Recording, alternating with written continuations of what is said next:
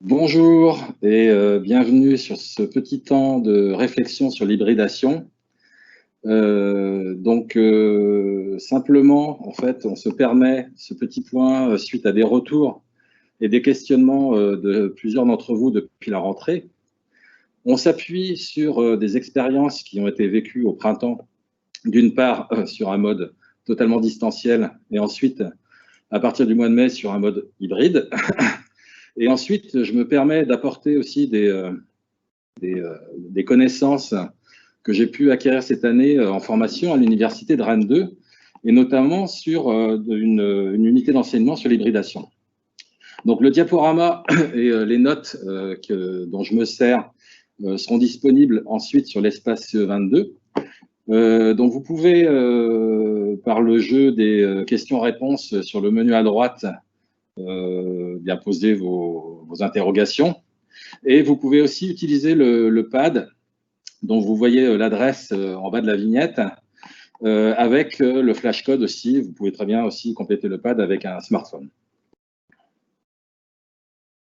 Alors, l'hybridation, qu'est-ce que c'est?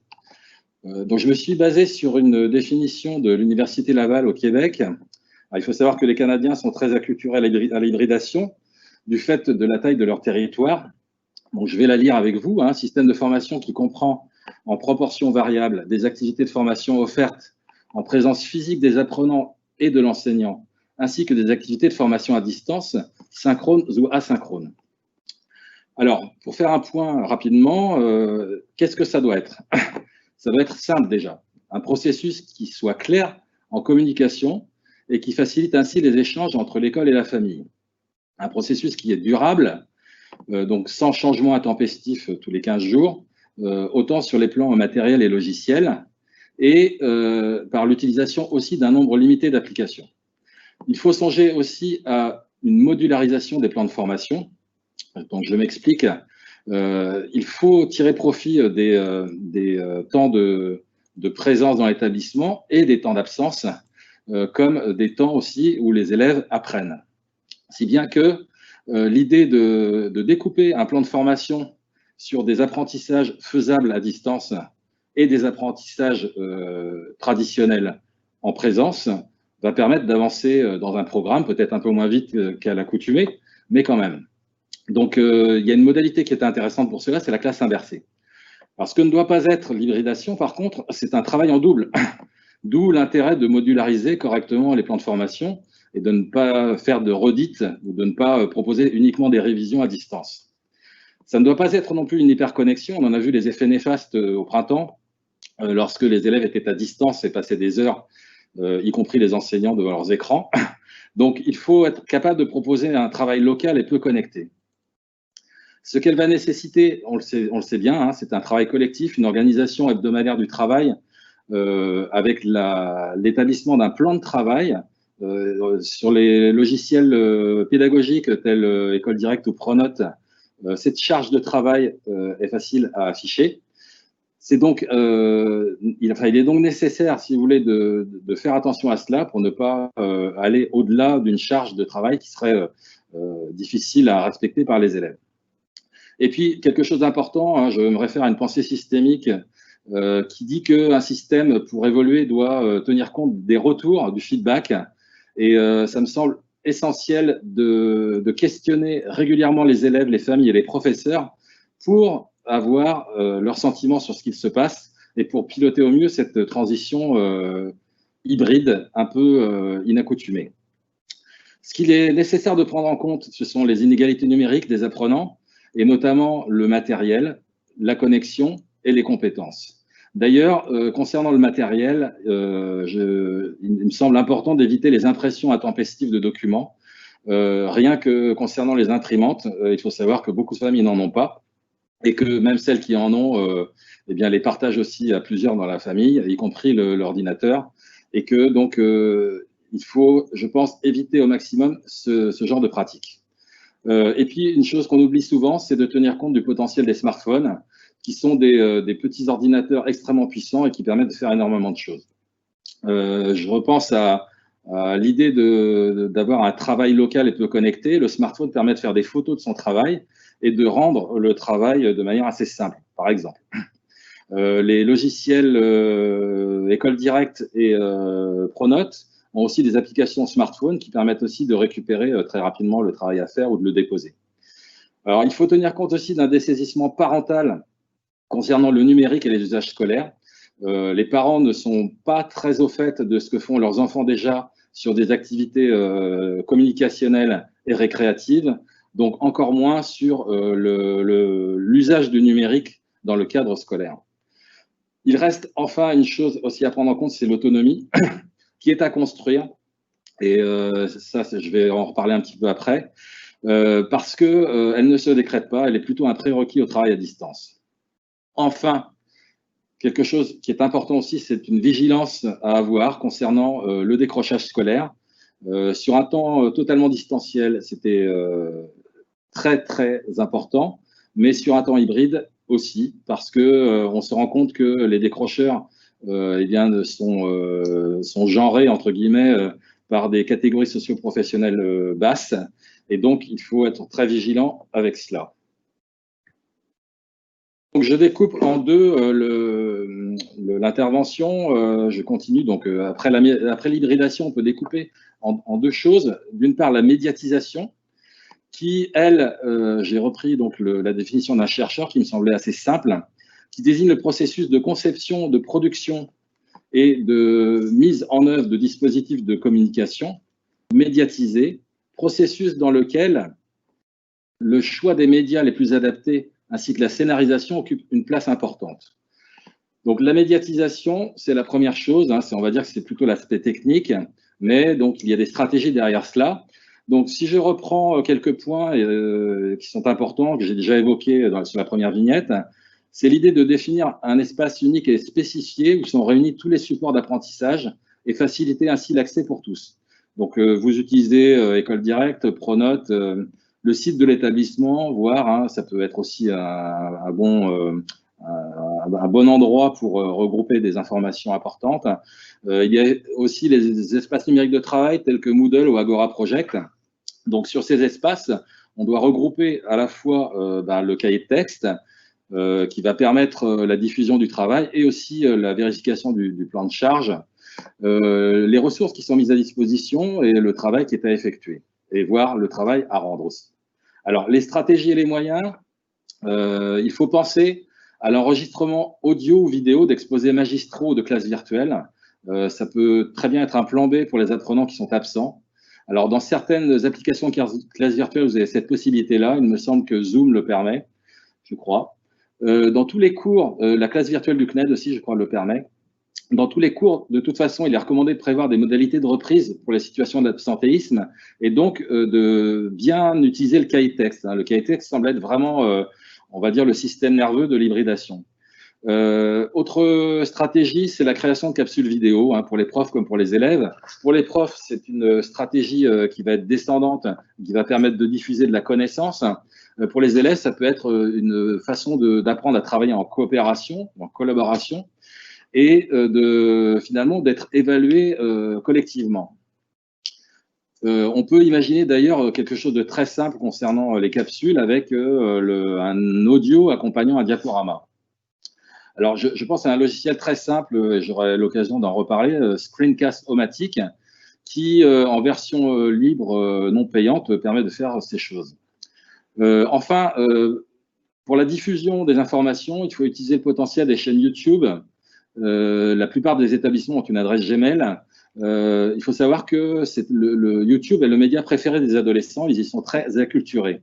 Donc, il y a Pertrees aussi et Padlet. Alors, Rémi, qui est avec moi en face, là, va nous présenter Pertrees tout à l'heure. Pertrees est une bonne alternative à un espace numérique de travail. Vous allez comprendre pourquoi. Padlet aussi, Padlet non pas dans un cadre d'espace numérique de travail, mais est un bon outil pour un partage de ressources. Alors, autres informations intéressantes sur les ressources en ligne et institutionnelles, vous avez le site EduTech qui agrège des ressources multimédia, pédagogiques, culturelles et scientifiques pour les enseignants. Le site du CNED.fr qui propose des séquences avec des travaux corrigés dans toutes les matières du collège de lycée. Ce qu'il ne faut pas oublier sur cette phase de médiatisation, c'est l'interopérabilité des fichiers. Alors, c'est un mot un peu barbare, mais qui définit finalement des choix de format qui sont des choix de format de fichiers qui sont ouvrables par plusieurs types de programmes. Je prends le format, par exemple, RTF pour le document texte, qui peut être ouvert par tout un tas de logiciels de traitement de texte. Il faut donc encourager l'utilisation de logiciels et de ressources éducatives libres, limiter au maximum le nombre d'outils et utiliser évidemment les mêmes au sein de l'équipe. Et alors, je dis ne pas mettre tous ses œufs dans le même panier, dans le sens où il faut tout de même se méfier des propositions des GAFAM comme Google Classroom et Microsoft Education, dans le sens de la captation de données notamment.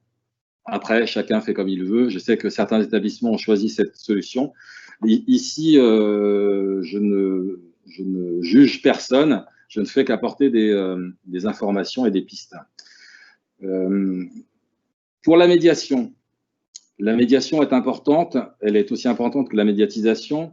Donc, toujours le même chercheur, la définition qu'il en donne est celle d'un rôle de l'enseignant qui s'interpose comme un facilitateur entre l'apprenant et les contenus qui font l'objet de l'apprentissage.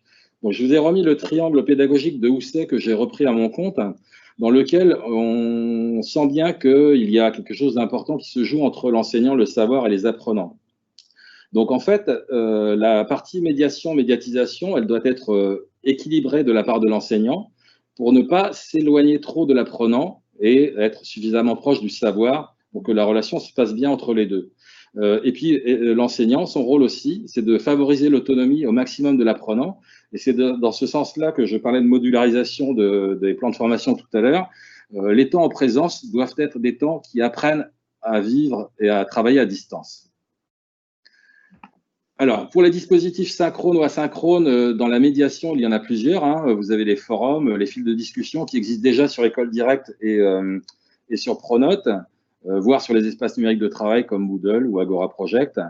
Il est intéressant, je pense, et on vous a proposé cela déjà à vous, chef d'établissement, d'organiser des classes virtuelles avec des rendez-vous hebdomadaires sur temps définis à l'avance, afin de faire le point avec les élèves qui sont à distance et répondre à leurs questions.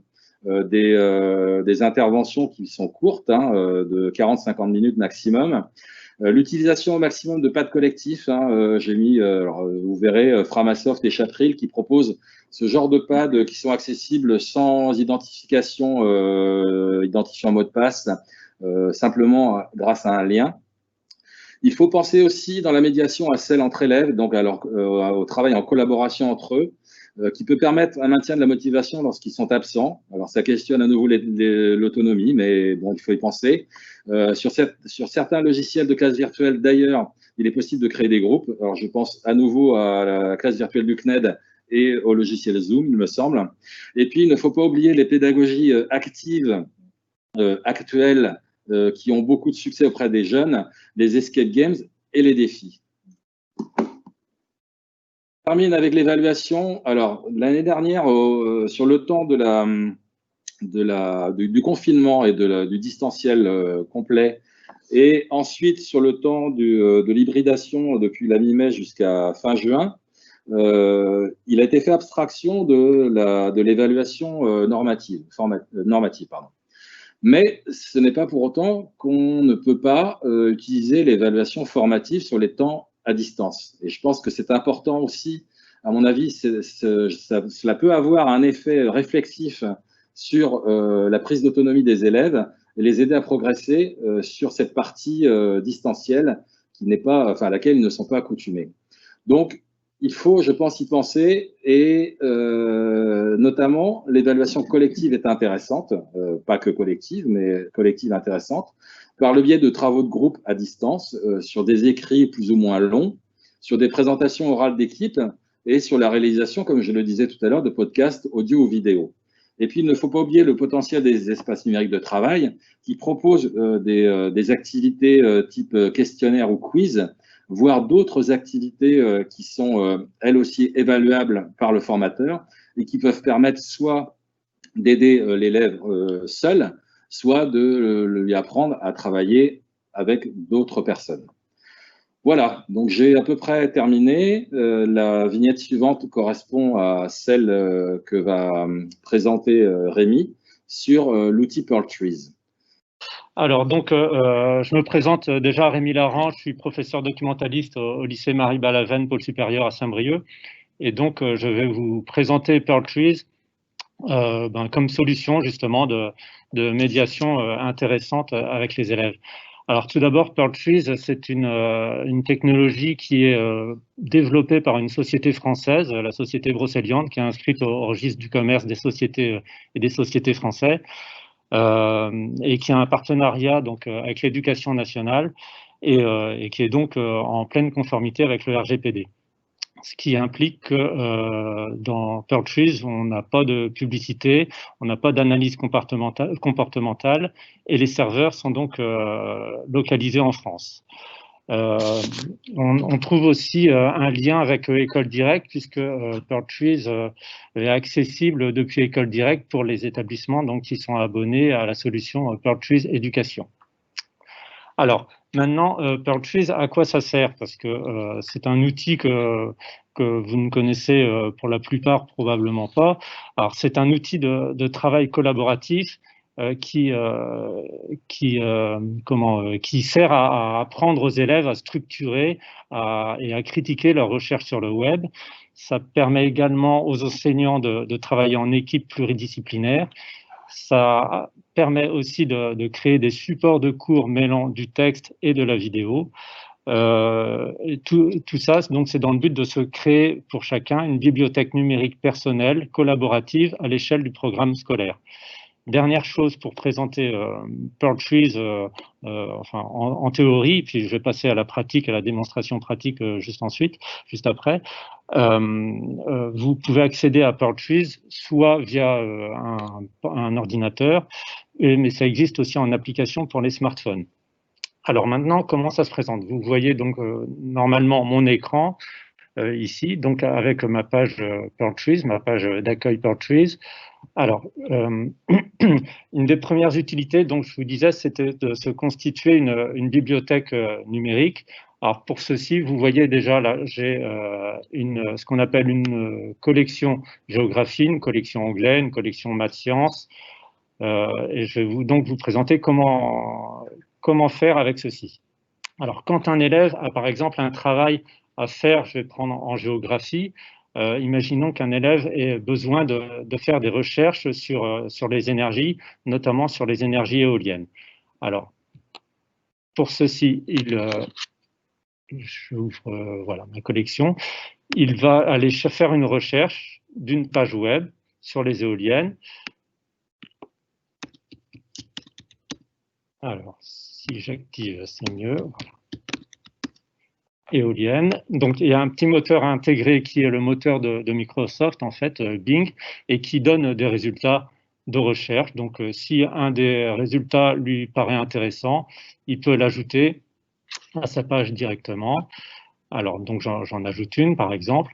Il peut donc utiliser ce moteur intégré pour faire sa recherche. Il peut aussi utiliser un autre moteur tel que Lilo, Google ou autre, et puis prendre une page. Par exemple, s'il veut utiliser la page de Wikipédia, il lui suffit dans ce cas-là de copier-coller l'adresse du site qu'il veut conserver et de la coller donc à la place de la fenêtre de recherche. Ensuite, en ajoutant donc cette adresse, l'élève peut ajouter donc la page qui l'intéressait dans son espace sur Pearl Trees. Alors, j'ai ajouté d'autres pages moi, qui étaient un peu plus intéressantes que celles que je viens de sélectionner pour vous montrer ensuite, une fois que cette perle a été collectée, qu'est-ce qu'on peut en faire. Alors, je vais prendre par exemple celle-ci.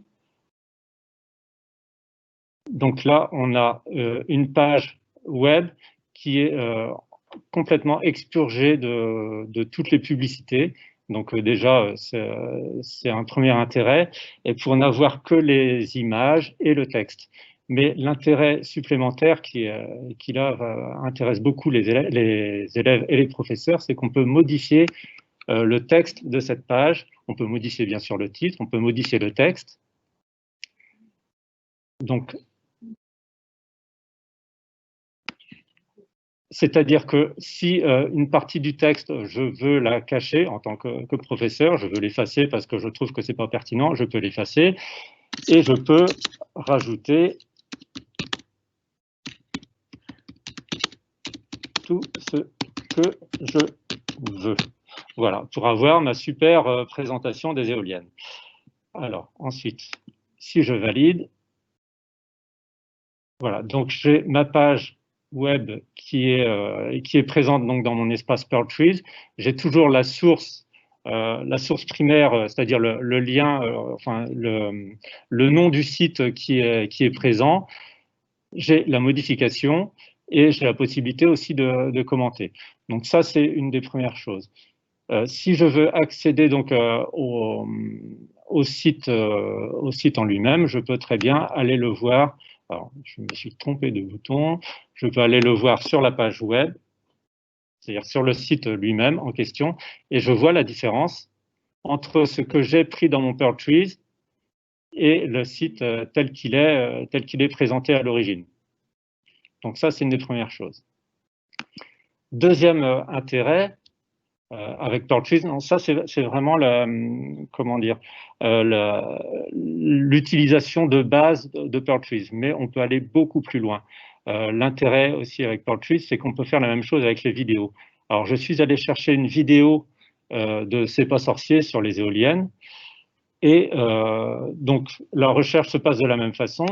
Je vous montre quand même comment se fait la recherche. Donc je clique sur le plus, je vais chercher les pages web, et j'ai un petit bouton YouTube. Et si je vais chercher éolienne, voilà. Donc j'ai ici le site que j'ai ajouté tout à l'heure. Donc je peux l'ajouter directement. Alors le résultat, c'est donc ceci. Et je peux rajouter du texte, donc comme j'ai fait tout à l'heure, sous la vidéo. Donc l'intérêt, c'est que je peux construire toute une séquence de cours à l'aide de vidéos en y ajoutant du texte, des images. On va voir tout à l'heure comment rajouter les images. Et je peux ensuite le montrer aux élèves avec les outils de partage qu'on va voir aussi dans quelques instants. Alors, je peux donc modifier cette vidéo. Alors, je n'ai pas le contenu de la vidéo, bien sûr, mais je peux rajouter du texte sous cette vidéo. Je peux changer le titre, je peux rajouter une image.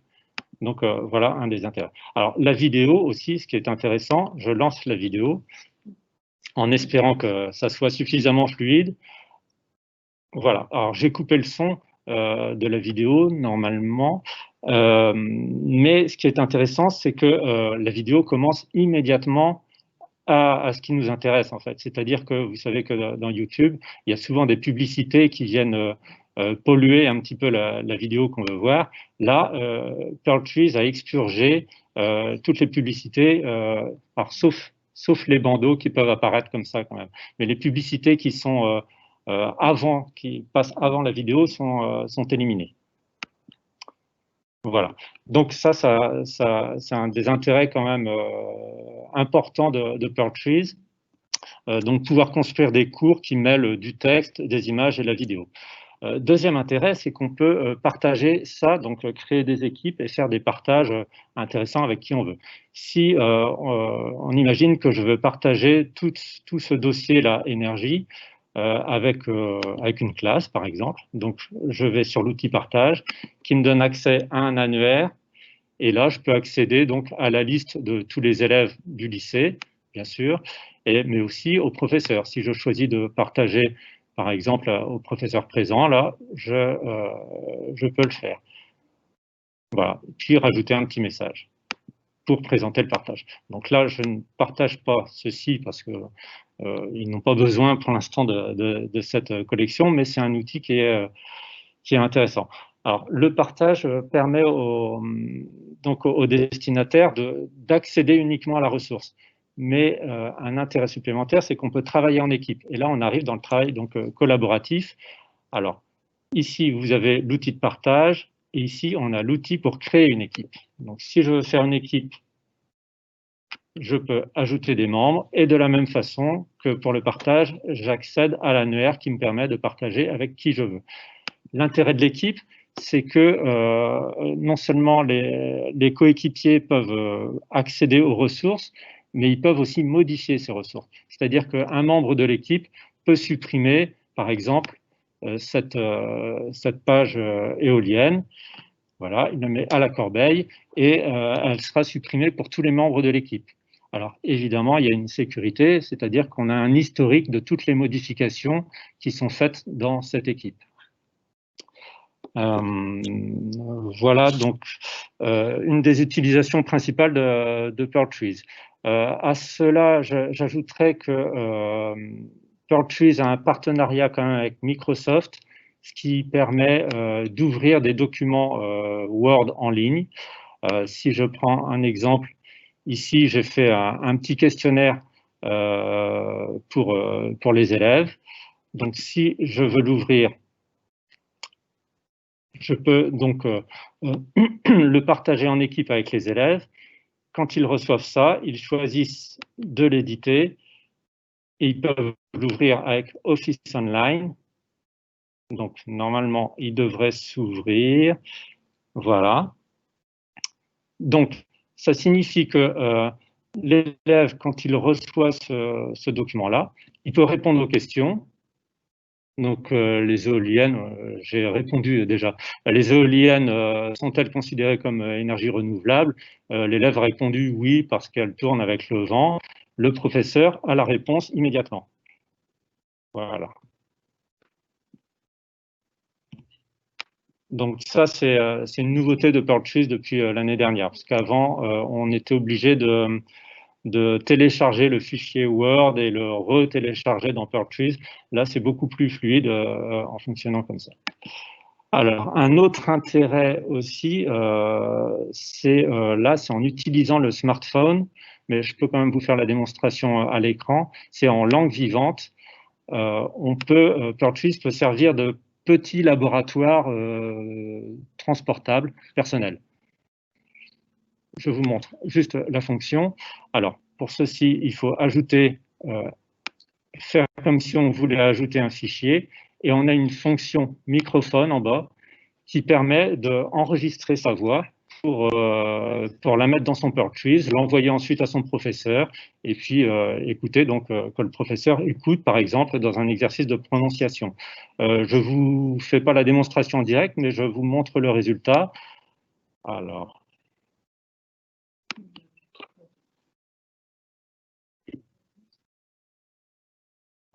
j'ai dû couper le son. Ah oui, j'ai coupé le son, voilà.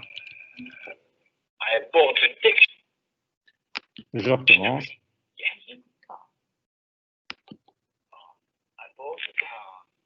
I bought an elephant. I bought. Voilà. Donc, c'était une petite démonstration pour voir que donc, les élèves peuvent se faire un mini laboratoire portatif pour les langues.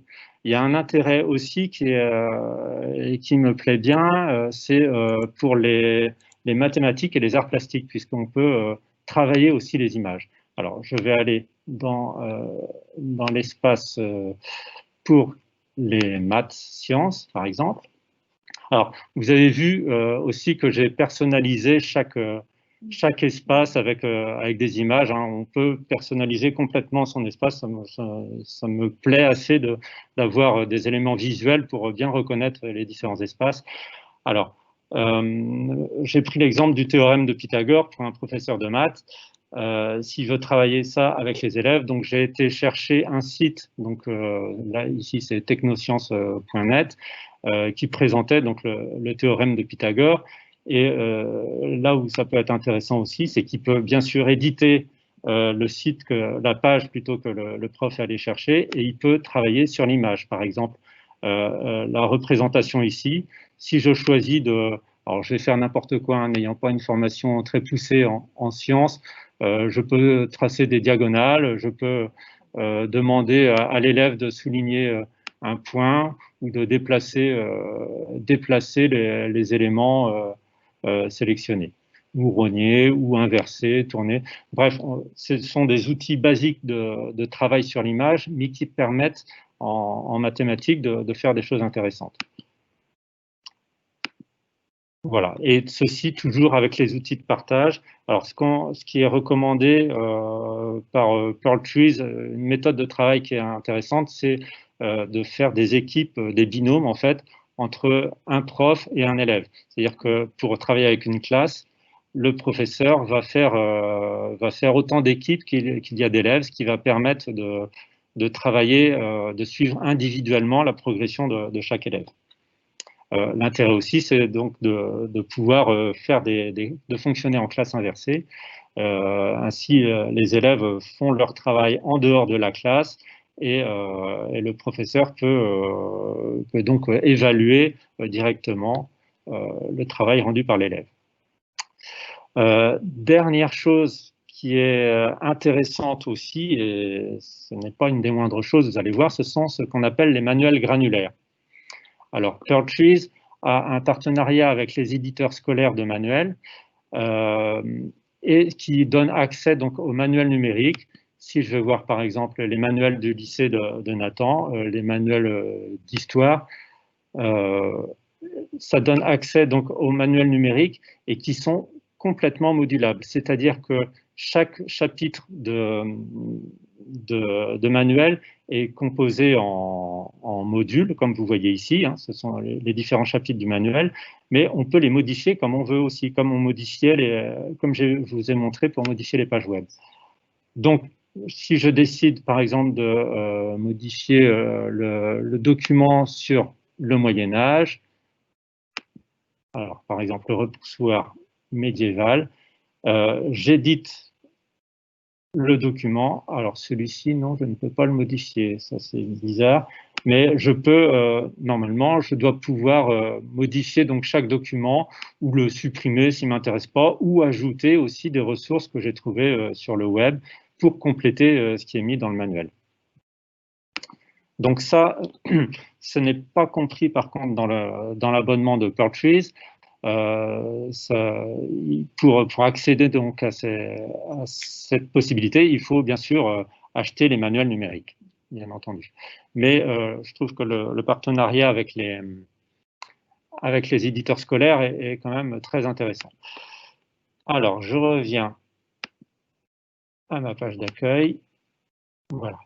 Alors, nous, au lycée Marie-Ballaven, on utilise aussi Pearl Trees pour stocker, par exemple, toutes les photos qui sont faites lors de sorties scolaires, lors des différentes sorties que les professeurs prennent et dont on peut avoir besoin pour les différentes publications. Donc, ça donne un accès centralisé à toutes les photos. On peut je donne aussi accès, moi, en tant que documentaliste, à la documentation donc aux professeurs. Par exemple, on a un abonnement à une revue qui est entièrement numérique, qui est la revue AEPE, et je peux donner accès à cette revue à tous les professeurs qui sont intéressés. Donc là, la lisibilité n'est pas terrible, mais comme cette revue est en ligne, on peut l'afficher directement, voilà. Et donc, chaque professeur qui est intéressé par cette revue peut voir donc chaque numéro qui lui arrive automatiquement, qui lui est notifié automatiquement, puisque j'ai fait un simple partage qui permet de lire donc cette revue sans pouvoir la modifier. Et enfin, pour terminer, pendant le confinement, j'ai trouvé une nouvelle possibilité d'utilisation de Pearl Trees en partageant des coups de cœur de lecture donc, que j'ai eu pendant le confinement. Par exemple, un livre lu pendant le premier confinement. J'ai réfléchi à une solution de partager ce livre-là pour tous les élèves et en tout cas partager ce coup de cœur. Donc, j'ai constitué une bibliothèque de coups de cœur, comme je dis, et qui permet d'accéder directement à la base de données du CDI, voilà, avec une présentation donc du livre, la possibilité, si l'élève est connecté, de réserver le livre à la fin du confinement pour pouvoir l'emprunter. Voilà, donc pour terminer cette présentation, l'implémentation, donc si les établissements qui choisissent de s'abonner au service Pearl Trees, l'implémentation se fait à partir d'une équipe d'ambassadeurs, hein, plutôt que d'imposer à toute l'équipe de professeurs. Pearl Trees a plutôt choisi de former une petite équipe de professeurs qui ensuite diffuseront par l'exemple, en fait, diffuseront la technique aux autres professeurs qui seront intéressés. C'est comme cela que nous avons procédé à Marie-Balavenne. Donc, il y a une majorité de professeurs et d'élèves qui sont passés à l'utilisation de Pearl Trees.